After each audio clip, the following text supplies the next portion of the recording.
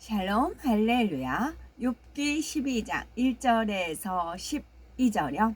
욥이 대답하여 이르되 너희만 참으로 백성이로구나. 너희가 죽으면 지혜도 죽겠구나. 나도 너희같이 생각이 있어 너희만 못하지 아니하니 그 같은 일을 누가 알지 못하겠느냐. 하나님이 불러 아뢰어 들으심을 입은 내가 이웃에게 웃음거리가 되었으니 의롭고 온전한 자가 조롱거리가 되었구나. 평안한 자의 마음은 재앙을 멸시하나 재앙이 실족하는 자를 기다리는구나. 강도의 장막은 형통하고 하나님을 진노하게 하는 자는 평안하니 하나님이 그의 손에 후히 주심이니라. 이제 모든 짐승에게 물어보라. 그것들이 네게 가르치리라.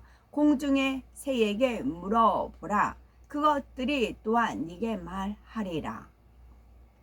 땅에게 말하라. 네게 가르치리라. 바다의 고기도 네게 설명하리라. 이것들 중에 어느 것이 여호와의 손이 이를 행하신 줄을 알지 못하랴. 모든 생명과 모든 사람의 육신의 목숨이 다 그의 손에 있느니라. 입이 음식의 맛을 구별함 같이 귀가 말을 분간하지 아니하느냐. 늙은 자에게는 지혜가 있고 창수하는 자에게는 명철이 있느니라. 아멘. 욥기 강의 27번째입니다. 친구들의 말을 반박하며 하나님을 오해하는 욥의 모습에서 우리 자신을 발견하며 하나님의 뜻이 무엇인지 살펴봅니다. 첫째는 친구들의 말을 비꼬면서 반박하는 욥. 욥기 12장 1절에서 2절. 욥이 대답하여 가로되 너희만 참으로 사람이로구나. 너희가 죽으면 지혜도 죽겠구나. 욥의 입장에서는 친구들의 말이 가소롭기 짝이 없습니다. 자기들만 옳다며 욥을 훈계하니 욥은 속이 부글부글 끓고 뒤집힐 뿐이었지요. 친구들이 못마땅했던 욥은 너희의 말은 옳고 내 말은 옳지 않으니 나는 사람도 아니요 너희만 사람이로구나. 너희가 죽으면 지혜도 죽겠구나 라고 비꼬고 있습니다. 여기서 너희의 말이 옳다라고 한 것은 중심에서 상대를 인정하는 말이 아니라 서로 말이 통하지 않으니 속이 상한 나머지 일방적으로 대화를 끊어버리는 상황입니다. 친구들이 지식과 지혜가 있는 척하며 자신을 가르치고 무시한다고 생각한 욥은 속이 뒤틀리고 감정이 일어났습니다. 그래서 몹시 기분 나빠하며 너희들이 그렇게 지혜가 많으냐? 너희들이 죽으면 지혜도 죽겠구나 하고는 빈정거리는 것입니다. 욥기 12장 3절. 나도 너희같이 총명이 있어 너희만 못하지 아니하니 그 같은 일을 누가 알지 못하겠느냐? 이 말은 나도 너희처럼 총명하고 영리하다. 내가 너희보다 잘났으면 잘났지. 못한 것이 무엇이 있느냐? 라는 뜻이죠. 지금까지 너희들이 한 말을 난들 모르겠느냐? 내가 바보도 아닌데 주제넘게 나를 질타하느냐? 이렇게 반문하는 내용이지요. 서로가 옳다고 끝없이 변론하고 있습니다. 그러나 하나님께서는 우리에게 변론하지 말라고 말씀하셨습니다. 부부 간에도 부모와 자녀 간에 고부 간에 그리고 성도님들 간에도 어떤 상황에서도 변론을 하지 말아야 합니다. 만일 내가 옳다면 상대에게 먼저 진리의 말씀으로 깨우쳐주고 이때 상대가 깨우치지 못하면 지혜를 들어서 설명해주고 그래도 깨우치지 못하면 거기서 멈춰야 합니다. 만일 그러지 않고 혈기를 내며 다툰다면 서로 관계가 서먹서먹해지고 원수 맺는 일까지 생길 수가 있습니다. 그러니 상대가 받아들이지 않으면 더 이상 변론하지 말고 은혜롭게 웃으며 잠잠히 다음 기회를 기다려야 하지요. 이렇게 할 때 원수 마귀 사단이 틈탈 수가 없고 하나님 앞에 담을 쌓는 일도 없습니다. 두 번째, 하나님께서 끌어들여서 자기 주장을 하는 욥. 하나님까지 끌어들여 자기 주장을 하는 욥. 욥기 12장 4절에 하나님께 불러 아뢰어 들으심을 입은 내가 이웃에게 웃음 받는 자가 되었으니 의롭고 순전한 자가 조롱거리가 되었구나. 욥은 친구들에게 감정을 내더니 이제는 하나님까지 끌어들입니다. 종종 사람들이 서로 변론하여 다투다가 엉뚱하게 제3자를 끌어들이기도 하죠. 어느 목사님이, 어느 일꾼이 하나님이 하나님의 말씀이라고 등등등 하면서 자기 주장을 하는데 이용합니다. 상대가 내 말을 안 들어주니 나보다 높고 상대가 인정할 만한 사람이나 하나님의 말씀을 인용하는 것이지요. 그러나 변론하는 사람은 하나님 말씀이 이렇다라고 인용하지 않는 것이 좋습니다. 왜냐하면 진리는 변론하지 말라고 했는데 진리를 위배하여 변론하면서 하나님 말씀을 운운하는 것은 그 자체가 잘못이기 때문입니다. 여기서 욥이 하나님께 불러 아뢰어 들으심을 입었다라는 것은 하나님과 교통했다는 말이 아닙니다. 욥은 선조로부터 선조들을 통해 하나님에 대해서 들어서 알고 있었습니다. 하나님의 살아계심과 하나님이 능력자이심을 알았지요. 그래서 때를 따라 하나님께 번제를 드렸고 자녀들을 대신하여 드리기도 했습니다. 이렇게 욥이 번제를 드리면 하나님께서 받으시고 응답과 축복을 주시는 줄을 알기 때문에 이러한 삶에 대하여 하나님께 불러 아뢰어 들으심을 입었다라고 설명하는 것입니다. 그런데 의롭고 순전한 욥 자신이 번제를 드렸더니 이웃 사람들에게 웃음거리가 되고 친구들에게 조롱과 멸시, 전대를 받는 사람이 되었다고 한탄하는 장면입니다.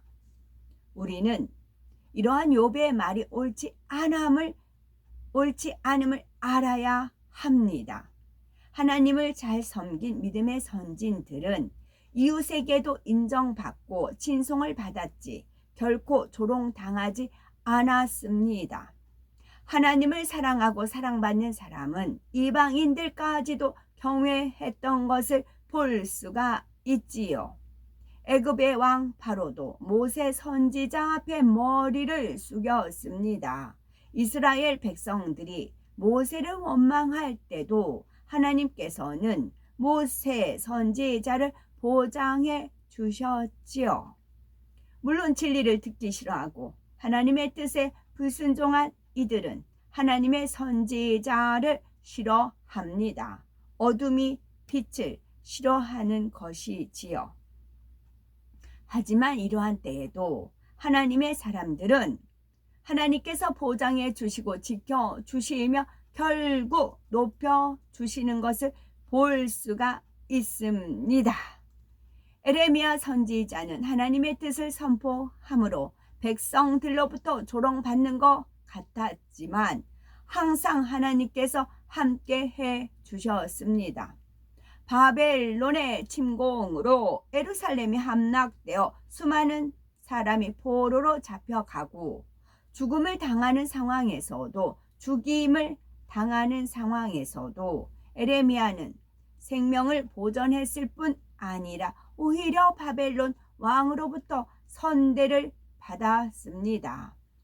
설령 악한 사람들이 하나님의 사람을 핍박한다 해도 그들의 중심에서는 조롱하지 못합니다. 하나님의 사람은 어느 곳에든지 말씀 안에서 반듯하게 살며 그리스도의 향기를 바라기 때문에 조롱거리가 될 수가 없는 것입니다. 세 번째, 악한 자를 축복하시는 하나님으로 판단하는 욥. 욥기 12장 5절에 평안한 자의 마음은 재앙을 멸시하나 재앙이 실족하는 자를 기다리는구나. 욥이 생각하기에 자신은 재앙 속에 처해 있지만 친구들은 염려 근심 없이 평안합니다. 그러니 평안히 살아가고 있는 친구들에게 재앙을 당한 욥을 멸시하고 있다고 말하는 것입니다. 그러니 평안히 살아가고 있는 친구들이 재앙을 당한 욥을 멸시하고 있다고 말하는 것입니다. 욥은 이렇게 친구들의 권면에 대해서 싫은 내색을 하고 반박합니다. 그러면서 재앙에 실족하는 자를 기다린다고 했는데 이는 욥 자신이 실족당한 자이며 재앙 속에 있음을 말하는 것입니다.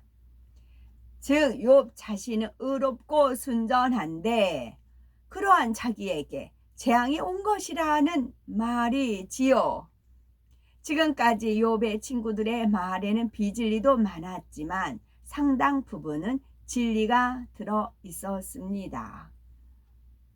그러니 만일 욥이 친구들의 권면을 듣고 순종했다면 재앙은 물러갔을 것입니다. 그러나 욥은 친구들이 아무리 진리로 설명해도 나만 옳다고 주장하며 계속 무시하니 여전히 재앙 속에서 고통받을 수밖에 없는 것이지요. 욥기 12장 6절 강도의 장막은 형통하고 하나님을 진노케 하는 자는 평안하니 하나님이 그 손에 후히 주심이니라. 종종 진리를 모르는 세상 사람들은 선한 사람은 불통하고 오히려 악한 자가 더 형통하고 잘 되더라 라고 말하지요. 그러나 선 자체이신 하나님께서 선한 사람을 사랑하시지 악한 사람을 사랑하실 리가 없습니다. 또한 공의로우신 하나님은 의인을 형통케 하시는 분이시지요. 그런데 욥은 강도의 장막이 형통하고 하나님을 진노케 하는 자가 평안하다고 말하며 이는 하나님이 그들에게 축복과 평강을 주시기 때문이라고 합니다. 그리고 자신과 같이 의로운 자에게는 재앙이 임한다는 것입니다. 얼마나 하나님을 서운케 하는 말입니까?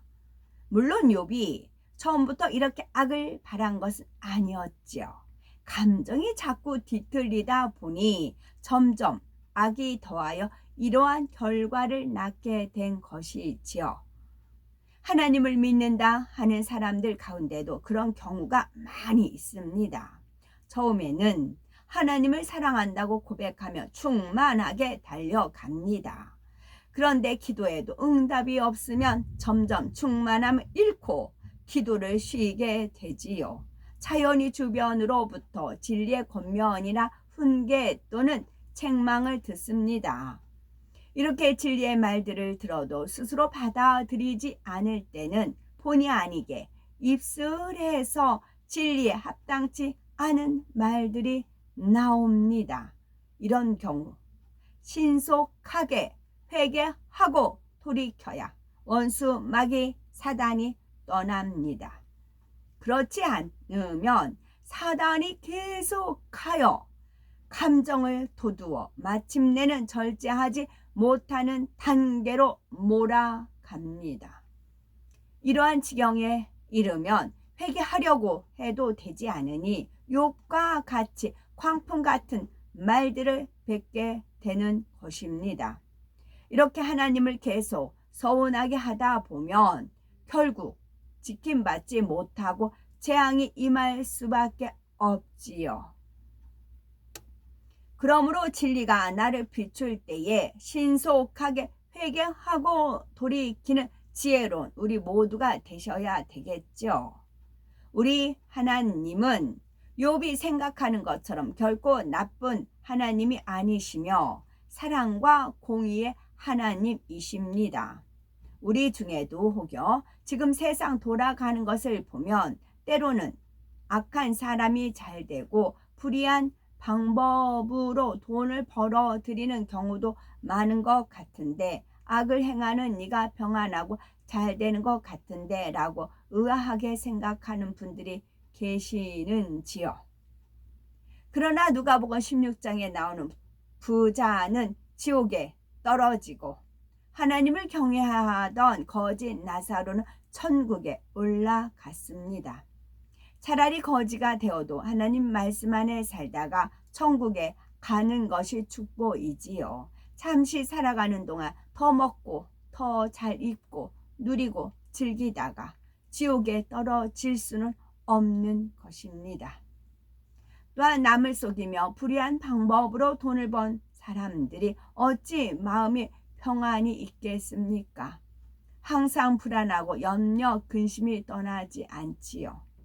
물론 그들도 악이 지나치다 보면은 이 땅에 살아가는 동안에 호련히 재앙이 임하게 되는 것입니다. 그러므로 시편 37편 1절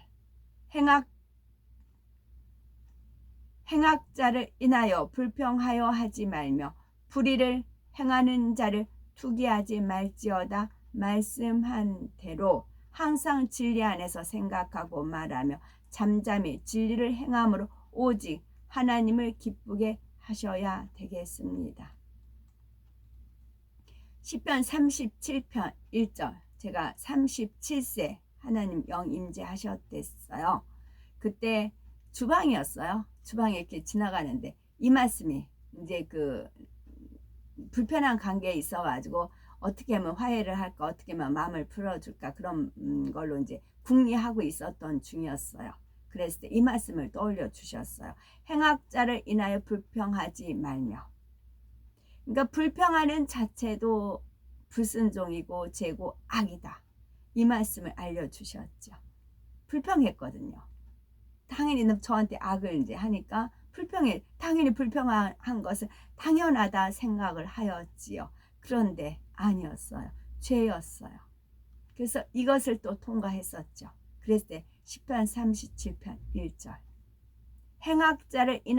행악자로 인해서 불평하는 건 당연하게 여겨요. 근데 아니라고요. 하나님 말씀은 행악자를 인하여 불평하지 말며 또한 불의를 행하는 자를 투기하지 말지어다. 이것도 남이 이렇게 안 좋게 해서 잘 되잖아요. 그럼 그거를 투기해요. 부러워한다거나 그것도 아니라고요. 이렇게 지켜보세요.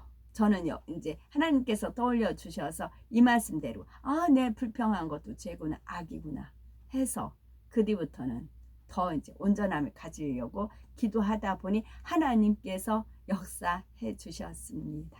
아멘. 하나님은 욥을 사랑하시고 연단 중에도 안타깝게 바라보고 계시는데 욥은 그런 하나님을 알지도 느끼지도 못하면서 계속하여 하나님을 판단합니다. 나의 어려움과 문제가 기도하는 대로 바로바로 응답되면 하나님이 나를 사랑하는 것이고 그렇지 않으면 나를 버리신 것일까요? 그렇지 않습니다. 나는 회개했다 하지만 아직 진리로 변화되지 않았으니 응답의 때가 아닌 것이지요. 인내와 참 믿음을 갖기 원하시기에 축복의 때를 늦추시는 하나님의 마음을 느껴보시기 바랍니다. 그리고 나의 부족함을 더 열심히 찾아서 변화되며 우리의 구원자 되시며 우리의 힘과 능력이 되시는 주님을, 아버지 하나님을 더욱 높여 드릴 때 응답과 축복이 오는 것입니다. 그러므로 하박국 3장 17절에서 19절에 비록 무화과 나무가 무성치 못하며 포도나무에 열매가 없으며 감람나무에 소출이 없으며 밭에 식물이 없으며 우리의 양이 없으며 외양간에 소가 없을지라도 나는 여호와를 인하여 즐거워하며 나의 구원의 하나님을 인하여 기뻐하리로다. 주 여호와는 나의 힘이시라. 나의 발을 사슴과 같게 하사 나로 나의 높은 곳에 다니게 하시리로다. 라는 이런 믿음의 고백이 넘쳐나는 하나님의 참 자녀가 되어야 되겠습니다. 아멘.